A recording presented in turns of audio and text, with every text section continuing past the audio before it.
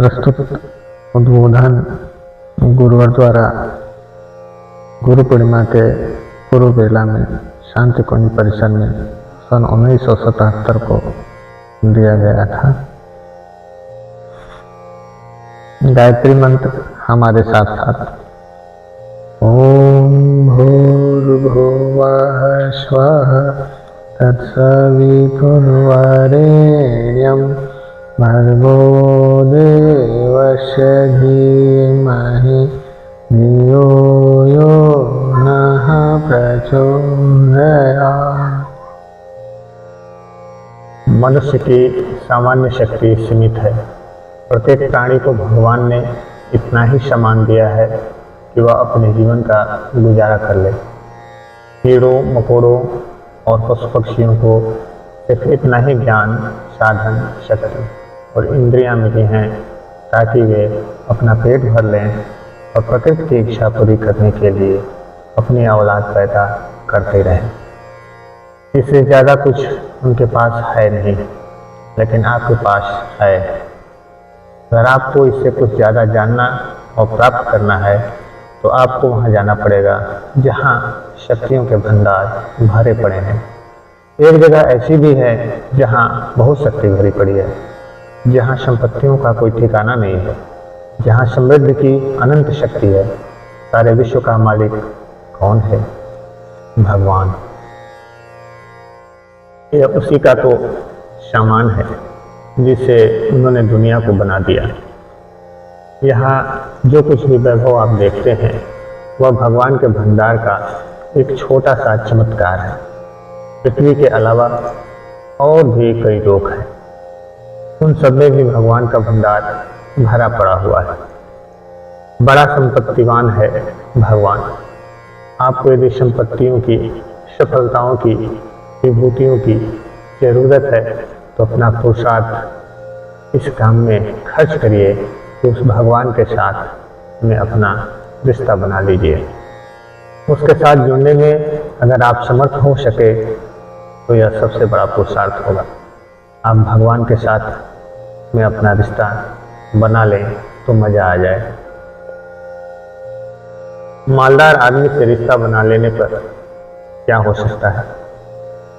लाल बहादुर शास्त्री का नाम सुना है ना आपने? वे एक बिल्कुल छोटे आदमी थे, लेकिन पंडित नेहरू के साथ उन्होंने अपने घनिष्ठ संबंध बना लिए, जिसकी वजह से वे एमपी हो गए। उनकी सहायता से वे यूपी के मिनिस्टर भी हो गए और फिर मरने के पश्चात उनके उत्तराधिकारी भी हो गए। बहुत शानदार थे लाल बहादुर शास्त्री। वह उनके अपने पुरुषार्थ का उतना फल नहीं था जितना कि नेहरू के सहयोग का। उनकी निगाह में उनकी इज्जत जम गई थी। उन्होंने देख लिया था कि यह आदमी बड़ा उपयोगी है, उसकी सहायता करनी चाहिए। उसकी सहायता करने से उन्होंने भी लाभ उठाया, इसीलिए पंडित नेहरू ने उनको भरपूर सहायता की। ठीक यही बात हर जगह लागू होती है। भगवान एक सर्वशक्तिमान सत्ता है, उसके साथ अगर आप अपना संबंध जोड़ लें तो आपकी मालदारी का कोई ठिकाना नहीं रहेगा। तब आप इतने संपन्न हो जाएंगे कि मैं आपसे क्या कहूँ। आप बापा जलाराम के तरीके से संपन्न हो सकते हैं, आप सुदामा के तरीके से मालदार हो सकते हैं, विभीषण और सुग्रीव के तरीके से मुसीबतों से बच कर के फिर से अपना खोया हुआ राजपाट वापस पा सकते हैं। नरसिंह मेहता के तरीके से कुंडली भी आप पर बरस सकती है। यहाँ कुछ कमी है क्या? यहाँ कोई कमी नहीं। इसीलिए यहाँ जो आपको बुलाया गया है उसका एक कारण यह भी है कि आपसे कहा जाए कि आप भगवान से रिश्ता जोड़ लें। आप जो पूजा करते हैं, उपासना करते हैं, भजन करते हैं, उसका मतलब यह है कि आप इन उपायों के माध्यम से अपना रिश्ता भगवान से जोड़ लें। एक गरीब के घर की लड़की की यदि हलदार पति के साथ शादी हो जाए तो वह दूसरे दिन ही उसकी मालकिन हो जाती है, क्योंकि उसने उससे रिश्ता मिला लिया है। रिश्ता मिलाने के लिए क्या करना पड़ता है? बस यही तो मुझे आपसे कहना था। रिश्ता मिलाने में आप ख्याल करते हैं कि रिश्वत देनी पड़ती है, चापलूसी करनी पड़ती है, और इस ख्याल को आप हटा दीजिए। रिश्वत देकर के भगवान को आप मित्र बना सकते हैं, उसका अनुग्रह प्राप्त कर सकते हैं, ऐसा मत कहिए। साथ ही आप यह विचार मत कीजिए कि जीभ की नोक से कुछ मीठी बातें, कुछ चापलूसी की बातें और कुछ स्तोत्र पाठ करने के बाद में भगवान को हम अपना बना सकते हैं, ऐसा नहीं है। भगवान की साझेदारी पर आप यकीन कीजिए और यह समझिए कि भगवान आपकी जुबान को नहीं, आपकी नीयत को देखता है, आपके दृष्टिकोण को देखता है, चरित्र को देखता है, चिंतन को देखता है और आपकी भावनाओं को देखता है। अगर आप इस क्षेत्र में सुने हैं तो आपके कर्मकांड कोई बहुत ज़्यादा कारगर नहीं हो सकते। हम देखते हैं न, कितने पंडित लोग हैं जो तरह तरह के विधि विधान और कर्मकांड जानते हैं, पर सब खाली हाथ रहते हैं। हमने देखा है ना कि साधु महात्मा तरह तरह के जाप करते हैं, पूजा पाठ करते हैं, स्नान ध्यान करते हैं, तीर्थ यात्रा करते हैं, लेकिन उनकी नियति, भावना और दृष्टिकोण अगर ऊंचा नहीं उठा, व्यक्तित्व ऊंचा नहीं हुआ, अंतःकरण ऊंचा नहीं हुआ, तब उनका लाल पीले कपड़े पहन लेना, तरह तरह के आडंबर बना लेना और तरह तरह के क्रिया कृत्य कर लेना बिल्कुल बेकार चला जाता है और सामान्य स्तर के नागरिकों से भी गई बीती जिंदगी जीते हैं। भगवान की कृपा कहाँ मिलती है? भगवान को प्राप्त करने का जो असली रहस्य है उसे आपको जानना ही चाहिए। क्या करना होगा? आपको भगवान के साथ जुड़ जाना होगा। जुड़ जाने को ही उपासना कहते हैं। उपासना का मतलब ही है जुड़ जाना, पास बैठना। किस तरह से जुड़ जाए, मैं आपको कुछ थोड़े से उदाहरण बताऊंगा। जुड़ना किसे कहते हैं? आपने आग में लकड़ी को गिरते हुए देखा है ना? लकड़ी की क्या कीमत है? 2 कौड़ी की। जिसे आप पैर के नीचे फेंक दीजिए तो क्या, या तोड़ कर फेंक दीजिए तो क्या, इधर से उधर करते रहिए, उसकी कोई कीमत नहीं हो सकती। पर आग के साथ में यदि उसको मिला दिया जाए तो आप देखेंगे कि थोड़ी ही देर में लकड़ी गर्म होने लगती है और आग हो जाती है। तब आप उसे छू भी नहीं सकते और जो गुण अग्नि देवता के हैं वही गुण उस नाचीज लकड़ी के हो जाते हैं। ठीक यही तरीका व्यक्ति को, जीवात्मा को परमात्मा के साथ मिलाने का है। क्या करें? नज़दीक तो आइए आप। नज़दीक आने का बस एक ही तरीका है, अपने आप को सौंप देना, होम देना, भगवान की इच्छा पर चलना। लकड़ी अपने आप को सौंप देती है और होम देती है। आग जब उसको जलाती है तो जलने में वह रजामंद हो जाती है। उसी के साथ जब वह भूल गई तो वह उसी का रूप हो जाती है। हमारी और आपकी नीति यह हो कि हम भगवान के साथ भूल जाएंगे। भूलने का मतलब है सौंप देना। उनको अपने में नहीं मिला लेंगे, अपनी मर्जी पर उन्हें नहीं चलाएंगे, वरन हम अपने को उनकी मर्जी के मुताबिक चलाएंगे। इसी का नाम समर्पण है, इसी का नाम विलय है और इसी का नाम विसर्जन भी है। इसी का नाम शरणागति भी है। बहुत से नाम इसको दिए गए हैं। उपासना का तत्व ज्ञान इसी पर टिका हुआ है कि आप भगवान के अनुयायी होते हैं कि नहीं, उसका अनुशासन मानते हैं कि नहीं, आप भगवान की इच्छा अनुसार चलते हैं कि नहीं, उसके बताए हुए इशारे एवं संकेत पर चलते हैं कि नहीं। उपासना के साथ जुड़ा हुआ एकमात्र यही प्रश्न है और कोई दूसरा नहीं। ये ख्याल ठीक नहीं है कि आप भगवान को अपनी मर्जी पर चलाएंगे। भगवान आपकी मर्जी पर क्यों चलने लगे? भगवान के अपने कुछ नीति नियम हैं, मर्यादा और कायदे हैं। आपकी खुशामद की वजह से आपको मनोकामना पूरी करने के लिए भगवान अपने नीति नियम को छोड़ देंगे क्या? मर्यादा और कायदे कानून को छोड़ देंगे क्या? और अपने आप को पक्षपाती होने का इल्ज़ाम लगवाएंगे क्या? कलंक लेंगे क्या? नहीं, ऐसा भगवान कर नहीं सकते। अगर आपके मन में यह ख्याल हो कि मिन्नतों और खुशामदों से भगवान को कहीं नज़दीक ला सकते हैं और उपासना कर सकते हैं, तो आपका यह ख्याल गलत है। आप इस ख्याल को छोड़ दीजिए। तब क्या करना पड़ेगा आपको? आप अपने आप को भगवान को सौंप दीजिए, अपने आप को उसके हाथों की कठपुतली बना लीजिए। फिर देखिए भगवान क्या से क्या करवाते हैं। पानी दूध में मिल जाता है और उसकी हैसियत दूध के बराबर हो जाता है। छोटी सी नाचीज बूंद समुद्र में गिरती है और उसकी हस्ती तो उसी में विलय हो जाती है और उसकी कीमत समुद्र की हो जाती है। छोटी सी बूंद की हैसियत समुद्र के बराबर हो जाती है। 2 कौड़ी का गंदा कीचड़ से भरा हुआ नाला जब नदी में शामिल होता है तो वह नदी बन जाता है। उसका पानी नदी की तरह ही पूजा जाता है। गंगा में गिरे हुए नाले का गंदा जल भी गंगा जल कहलाता है। ये कैसे हो गया? नाले ने अपने आप को समर्पित कर दिया। किसको? नदी को। यदि समर्पित न करता तब आपकी मन स्थिति क्या होता? और गंगा जी से कहता कि आप नाला बन जाइए, हमारी मर्जी पूरी करिए, हमारे साथ साथ रहिए। पर ऐसा हो नहीं सकता। भगवान को आप अपने जैसा नहीं बना सकते। अपनी मर्जी पूरी कराने के लिए उन्हें मजबूर नहीं कर सकते। आपको ही उसके पीछे चलना पड़ेगा। मित्रों, पारस के बारे में आप लोगों ने सुना होगा कि पारस को छूकर लोहा सोना बन जाता है। यदि लोहा वैसा ही रहे और पारस से कहे कि आप लोहा बन जाइए, तो क्या यह संभव नहीं? पारस लोहा नहीं बन सकता। लोहे को ही बदलना पड़ेगा।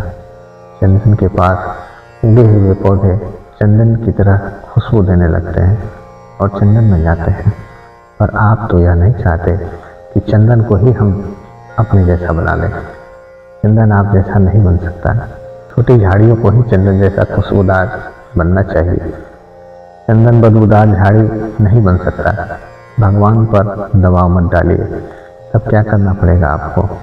आप उसके साथ में घुल जाइए, लिपट जाइए। बेल देखी है ना आपने? यह पेड़ के साथ लिपट जाती है और जितना ऊंचा पेड़ है उतनी ऊंची हो जाती है। यदि बेल अपनी मनमर्जी से फैलती तो सिर्फ जमीन पर फैल सकती थी और ऊंचा उठना मुमकिन नहीं था। परंतु इतनी ऊंची कैसे हो गई? क्योंकि वह पेड़ से गुथ गई, लिपट गई। आप भी भगवान से गुथ जाइए, लिपट जाइए। फिर देखिए कि आपकी ऊंचाई भी पेड़ पर लिपटी हुई बेल के बराबर होती है कि नहीं। भगवान बहुत ऊंचा है। आप उसके साथ जुड़ करके देखिए। उसके अनुशासन को तो पालिए, उसकी इच्छा के साथ चलिए। फिर आप देखिए भगवान के बराबर बन जाते हैं कि नहीं। पतंग अपने आप को बच्चे के हाथ सौंप देती है। बच्चे के हाथ में बंधी हुई डोरी का एक सिरा होता है जिसे वह झटका देता रहता है और पतंग आसमान में जा पहुंचती है। पतंग अपनी डोरी को बच्चे के सुपुर्द न करे तब उसे जमीन पर पड़ा रहना पड़ेगा। आप अपने जीवन की बागडोर और जीवन का आधार भगवान के हाथ में न सौंपें, उसकी मर्जी के अनुसार न चलें, तो आप पतंग के तरीके से आसमान पर उड़ने की अपेक्षा मत कीजिए। आपने दर्पण देखा है ना? उसके सामने जो चीज आती है वह दर्पण वैसे ही दिखाई पड़ने लगती है। आपके जीवन में चारों ओर दोष, दुर्गुण एवं कलमश छाए हुए हैं। इसलिए आपका दर्पण भी, मानसिक स्तर भी वैसा ही बन गया है। लेकिन अगर आप भगवान को सामने रखें और उसके नज़दीक हो जाएं, तो आप देखेंगे कि आपके जीवन में भी भगवान की आभा, भगवान की शक्ति उसी तरीके से बन जाती है जैसे कि दर्पण के सामने खड़े हुए आदमी की बन जाती है। बंसी अपने आप को पोली कर देती है। पोली और खाली कर देने के बाद में फिर बजाने वाले के पास जा पहुंचती है और उससे कहती है कि आप बजाइए, जो आप कहेंगे वही मैं गाऊंगी। बजाने वाला फूंक मारता जाता है और वह बजती जाती है। भगवान को फूंक मारने दीजिए और आप बजने के लिए तैयार हो जाइए। कठपुतली को आपने देखा होगा, उसके धागे बाजीगर के हाथ में लगे रहते हैं। बाजीगर इशारा करता जाता है और कठपुतली बिना कुछ कहे नाचना शुरू कर देती है। दुनिया को दिखाई पड़ता है कि कठपुतली का नाच कितना शानदार हुआ, और वस्तुतः यह कठपुतली का नाच नहीं वरन बाजीगर का कमाल है। कठपुतली ने तो अपने शरीर के हिस्से में धागे बंधवाए और उसको बाजीगर के हाथों में सौंप दिया, समर्पण कर दिया। बस यही आपको भी करना पड़ेगा। कठपुतली के तरीके से अगर आप बाजीगर के हाथ में अपनी ज़िंदगी की नाव सौंप सकते हो, तो अपनी इच्छाएं और आकांक्षाएं सौंप सकते हो, तो फिर देखिए कैसे मज़ा आ जाता है। आप उस जनरेटर से संबद्ध हो जाइए जिसके साथ में जुड़ने के बाद ही बल्ब जलता है। पंखे तभी चलेंगे जब उनका संबंध बिजली घर से जुड़ जाता है। अगर आप सुनेंगे नहीं, जुड़ेंगे नहीं, तब आप रखे रहिए। आपकी कीमत 2.5 रुपये की है। आप प्रकाश नहीं हो सकते। आपकी हैसियत है तो ठीक है, पर आपको मुबारक। लेकिन अगर आप अनंत शक्ति के साथ न जुड़ सके तो सब बेकार है। अनंत शक्ति के साथ अगर आप जुड़ेंगे तो फिर देखेंगे कितना कमाल कर सकते हैं। इसलिए आदमी की सबसे बड़ी समझदारी यही है कि अपने आप को भगवान के साथ जोड़ ले, उसकी शक्तियों में अपनी सत्ता को मिला दे। यह काम जरा सा भी कठिन नहीं है, वरन बहुत सरल है। नल आपने देखा है ना, कि वह टंकी के साथ जुड़ जाता है जिसमें पानी भरा हुआ है, तो उसको बराबर पानी मिलता रहता है। अपने आप में अकेला नल कुछ नहीं कर सकता, लेकिन जब टंकी के साथ में उसका रिश्ता बन जाता है तो उसकी कीमत बढ़ जाती है। उस नल से अब आपको बराबर पानी मिलता रहेगा। वक्त छोटा हो तो क्या, नाचीज हो तो क्या, यदि आपने सच्चे मन से भगवान के साथ अपने आप को जोड़ कर रखा है, तो भगवान की जो संपदा है, जो विभूतियाँ हैं, वह भक्त की अपनी हो जाती है और बराबर उसको मिलती चली जाती है। इसके लिए क्या करना पड़ेगा? अपने आप को सौंपना पड़ेगा। और क्या करना पड़ेगा? भगवान को बहकाना, फुसलाना और अपनी मर्जी पर चलाना बंद करना पड़ेगा। आपको ही उसका कहना मानना पड़ेगा, आपको ही समर्पण करना पड़ेगा। बीज अपने आप को ही बनाना पड़ेगा। भगवान के खेत में अपने आप को बोइए, फिर देखिए कैसी फसल आती है। मक्का का एक दाना खेत में बो देते हैं और उसका पौधा खड़ा हो जाता है, भुट्टे आ जाते हैं और एक एक भुट्टे में 1000-1000 दाने होते हैं। इस तरह एक बीज के हजारों दाने हो जाते हैं। आप अपने आप को भगवान के खेत में बोइए, गलिए, फिर देखिए कि आपकी स्थिति कहाँ से कहाँ पहुँच जाती है। गलने का मन है नहीं, हिम्मत है नहीं, तो फिर काम कैसे चलेगा? आप गलने की हिम्मत नहीं करेंगे, बीज को जिंदगी भर अपनी पोटली में रखे रहेंगे और यह अपेक्षा करेंगे कि ज़मीन में हमारे खेत लहलहा दें और हमको नहीं गलना पड़े। ऐसा कहीं नहीं हुआ। ऐसा कहीं हुआ है क्या? ऐसा नहीं होगा। आपको गलना पड़ेगा। अगर आप नहीं गलेंगे तब आप भगवान से उम्मीद क्या कर सकते हैं? आपने सुना है ना कि भगवान की आदत कुछ ऐसी है कि मांगते रहते हैं, पहले हाथ पछाड़ते हैं, बाद में कुछ देने की बात करते हैं। उनके हाथ पर आप कुछ रख नहीं सकते तो फिर आप क्या पाएंगे? चावलों से, धूपबत्ती से आप भगवान को खरीद नहीं सकते हैं। आप आरती करके पा नहीं सकते। जीव की नोक से स्तोत्र पाठ करके या छोटे छोटे कर्मकांड करके भगवान के अनुग्रहों के आप अधिकारी नहीं हो पाएंगे, तो फिर क्या करना पड़ेगा? आपको अपना दृष्टिकोण, चिंतन और चरित्र, भावना और लक्ष्य सबका सब भगवान के साथ जोड़ना पड़ेगा। जिस दिन आप यह करने को तैयार हो जाएंगे, उस दिन आप देखिएगा क्या क्या होता है। भगवान की मर्जी तो पूरी करिए, फिर देखिए आपको कुछ मिलता है कि नहीं। भगवान नियत देखता है। अभी मैंने सुदामा का नाम दिया था। सुदामा ने अपनी पोटली दे दी थी। बाद में भगवान ने उन्हें जो दिया वह आप जानते हैं। जिसके पास भी भगवान जाते हैं मांगते जाते हैं, देते हुए नहीं। सबरी के पास भगवान गए थे तो कोई सोना चांदी या हीरे मोती लेकर नहीं गए थे, वे मांगते हुए गए थे कि अरे हम बहुत भूखे हैं, कुछ खाना खिलाओ। सबरी के पास जूठे पेड़ थे, जो कुछ भी था भगवान को सुपुर्द कर दिया। गोपियों के पास भी गए थे। गोपियों से भगवान प्यार करते थे और उनसे ही पूछते थे, लाइए आप कुछ दीजिए। कुछ नहीं तो छाछ ही मांगते थे। कर्ण से भी मांगने गए थे, बलि से भी मांगने गए थे। हर जगह भगवान मांगते ही चले जाते हैं। भगवान कहीं भी जाते हैं तो मनुष्य की पात्रता को परखने के लिए, उसकी महानता को विकसित करने के लिए एक ही दबाव डालते हैं कि आपके पास क्या है, उसे सुपुर्द कीजिए। भगवान की आदत को आप जानेंगे नहीं तो मुश्किल पड़ेगा, और अपने आप को सौंपने के लिए आमादा न होंगे तो भगवान आपको अपना नहीं बना सकता।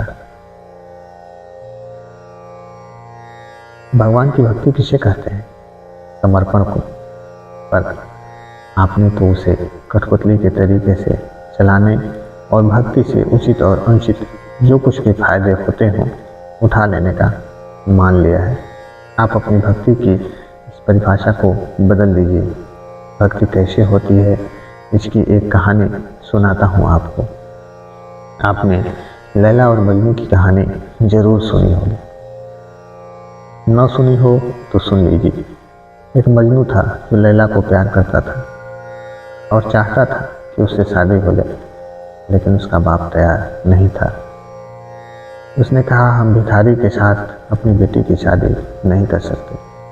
तब लैला ने सोचा, चलो मैं ही अपनी मर्जी से शादी कर लेती हूँ, लेकिन पहले देखूं तो सही, ऐसे ही अपनी खुदगर्जी के लिए, मतलब के लिए ही मुझे अपने शिकंजे में कसना चाहता है या वास्तव में मुझे प्यार करता है।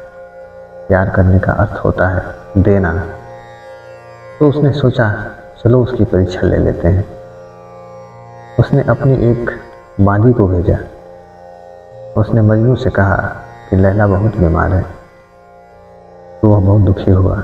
बांदी ने कहा, दुखी होने से क्या फायदा, कर सकते हो तो कुछ मदद करो, अगर प्यार करते हैं तो कुछ कीजिए ना। तो उसने क्या कहा? तो उसने कहा, क्या दो?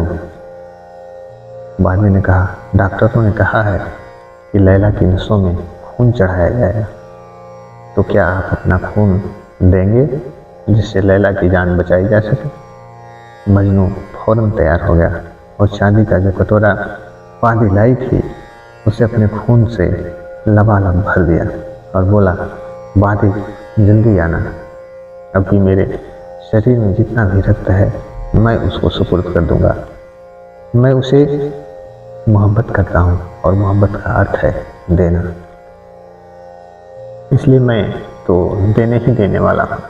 बांदी रक्त का कटोरा लेकर चली गई। शेष नकली मजनुओं को भगा दिया गया। लैला ने अपने बाप से कहा कि जो मुझसे इतनी मोहब्बत करता है और जो मोहब्बत की कीमत को समझता है उसके साथ तो मैं रहूँगी ही। लैला की मजनू के साथ शादी हुई थी। आपकी भी शादी भगवान के साथ हो सकती है। आप जरूर भगवान के साथ शादी कर सकते हैं। इसके लिए क्या करना चाहिए आपको? एक ही बात करनी चाहिए, भगवान की मर्जी पर चलने के लिए आमादा हो जाइए। जो कुछ आप चाहते हैं वह आप कीजिए। आप चाहते हैं ठीक है, लेकिन जो आप चाहते हैं उससे पहले भगवान ने बहुत कुछ दे दिया है। उसने आपको इंसान की ऐसी बेहतरीन और समर्थ जिंदगी दी है उसके आधार पर आप अपनी मन मर्जी पूरी कर सकते हैं। मन मर्जी के लिए कोई कमी नहीं है। आपके हाथ कितने बड़े हैं, अकल कितनी बड़ी है, आपकी आंखें और जुबान कितनी शानदार हैं। आप अपनी दैनिक ज़रूरतों की, जिनकी भगवान से अपेक्षा करते हैं, उसके लिए अपेक्षा मत कीजिए। आप जो पुरुषार्थ से कमाते हैं उसमें संतोष कर सकते हैं अथवा कम में काम चला सकते हैं। आप अपनी हवस और अपनी ख्वाहिशें, तमन्नाएं और इच्छाएं, अपनी महत्वाकांक्षाओं को पूरा करने के लिए क्या भगवान को दबोचेंगे, भगवान को मजबूर करेंगे, या वह कर्तव्य की बात को छोड़ दें और आपके लिए पक्षपात करने लगे और कर्म फल की महत्ता का परित्याग कर दें? नहीं, आप ऐसा मत कीजिए। भगवान को न्यायाधीश रहने दीजिए। आप भगवान को बेइज्जत मत कीजिए। आप अपनी मर्जी के लिए उनको पक्षपाती मत बनाइए। ऐसा वे करेंगे भी नहीं। आप बनाना चाहें तो भी वे नहीं करेंगे। इसलिए तरीका सिर्फ एक ही है। आप उस शक्ति के भंडार के साथ में अपने आप को मिला लीजिए, जोड़ लीजिए। मिलाने और जोड़ने का तरीका वही है, अर्थात आपको उनकी मर्जी पर चलना पड़ेगा। आप अपनी मर्जी खत्म कीजिए, अपनी महत्वाकांक्षाएं खत्म कीजिए, अपनी इच्छाएं खत्म कीजिए। आप उन्हीं के हो जाइए और उन्हीं के साथ रहिए। जब आप भगवान के साथ हो जाते हैं तो वे आपके हो जाते हैं। आप उनके हो जाइए और अपना बना लीजिए। राजा हरिश्चंद्र बिके थे एक बार। डूम राजा खरीद ले गया था उन्हें। भगवान भी चौराहे पर बिकने के लिए खड़े हैं। भगवान भी आवाज़ लगाते हैं कि हम बिकने के लिए खड़े हैं, कि हमको खरीद लिया जाए। जो हमको खरीद लेगा उसी की सेवा करेंगे, उसी के साथ साथ रहेंगे। आप चाहें तो उनको खरीद सकते हैं। क्या कीमत है? आप अपने आप को उनके हाथों में बेच दीजिए और उन्हें अपने हाथों खरीद लीजिए। स्त्री अपने हाथों, अपने आप को अपने पति के हाथों में सौंप देती है, अपने आप को बेच देती है और उसकी कीमत पर पति खरीद लेता है। बस यही मित्रता का रास्ता है, यही भगवान की शक्ति का रास्ता है। आपको अपने जीवन में हेर फेर करना ही पड़ेगा और करना भी चाहिए। आप अपने घिनौने चिंतन को बदल दीजिए, छोटे दृष्टिकोण को बदल दीजिए, लोभ और लालच से बाज आइए और भगवान की सुंदर दुनिया को ऊंचा बनाने के लिए, शानदार बनाने के लिए, उनके राजकुमार के तरीके से उनकी संपदा को, उनकी सृष्टि को ऊंचा और अच्छा बनाने के लिए कमर कसकर खड़े हो जाइए।